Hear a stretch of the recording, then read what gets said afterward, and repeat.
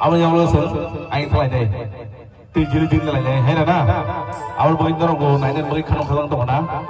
tadi banyak yang beli saya tunai sino pandono ini kisah saya itu ya mau kalau beli kan cerai jatuh wah ada kacanya ya pasal mana tahu apa beli hambai punya mana ada kunci resam resam ketal awan punya ya pernah ang tini ni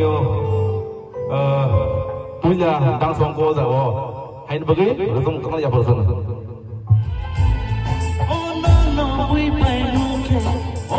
Kha kha mui thang go, khen khen wam chu